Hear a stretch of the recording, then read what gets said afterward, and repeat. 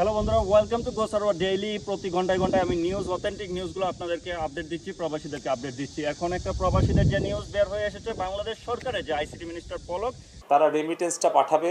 তিনি প্রবাসীদের কাছে রেমিটেন্সের জন্য অনুরোধ করেছেন এবং তিনি আরও জানিয়েছেন 4 ঘন্টা করে ব্যাংক খোলা থাকবে এবং সেই সময় যাতে প্রবাসীরা রেমিটেন্স পাঠাতে পারে।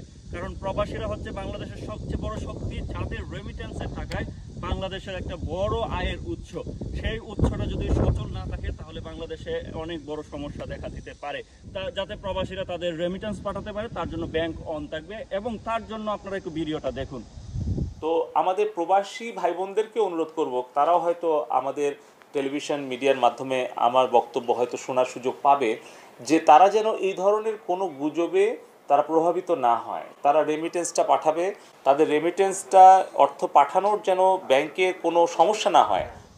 বন্ধুরা, আশা করি আপনারা ভিডিওটা দেখেছেন। তিনি অনুরোধ জানিয়েছেন প্রবাসীদের কাছে টাকা পাঠানোর জন্য এবং গুজবে কান না দেওয়ার জন্য। আপনার কি মতামত রেমিটেন্স নিয়ে? আপনি কি পাঠাচ্ছেন কি পাঠাচ্ছেন না, এটা আপনারা জানান কমেন্টে। কারণ আপনার কমেন্টের উপর ভিত্তি করেই আমরা পরবর্তীতে ভিডিও তৈরি করার চেষ্টা করব এবং আপনাদেরকে এখন জানাবো বাংলাদেশের ইন্টারনেট ইস্যু। আমাদের মাননীয় মন্ত্রী পলক, উনি আইসিটি মন্ত্রীর দায়িত্বে আছে এবং উনি ইন্টারনেটের দায়িত্বে আছেন।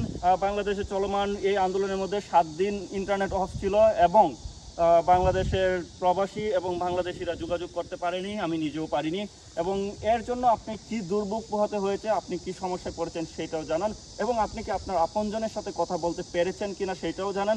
কারণ আমি প্রবাসীদের নিয়ে সব সময় প্রতিদিনেই ভিডিও বানানোর চেষ্টা করছি এবং আমি প্রবাসীদের যাতে ইন্টারনেটটা খুলে দেওয়া হয় সেই নিয়ে আমি অনেক কথা বলেছি। আপনারা আমাকে বলেছিলেন যাতে আমি বাংলাদেশের উচ্চপদস্থ কর্মকর্তা যারা আছে তাদেরকে আমি জানাই যাতে ইন্টারনেট খুলে দেওয়া হয়, কিন্তু আমি ব্যর্থ হয়েছি। কারণ আমার মতো এই নগণ্য মানুষের কথা শোনার মতো কেউ নেই। তার জন্য হচ্ছে আপনারা কি এখনও আপনার আপনজনের কাছে আপনজনদের সাথে কথা বলতে পেরেছেন কিনা সেই নিয়ে আমার কমেন্ট বক্সে জানান। কারণ আমার অনেক কষ্ট লেগেছে এই কারণেই কারণ এক বোন বলেছে তার হাজব্যান্ডের সাথে কথা বলতে পারছে না। তিনি কাতারে থাকেন এবং তিনি ওইখানে কাজ করেন।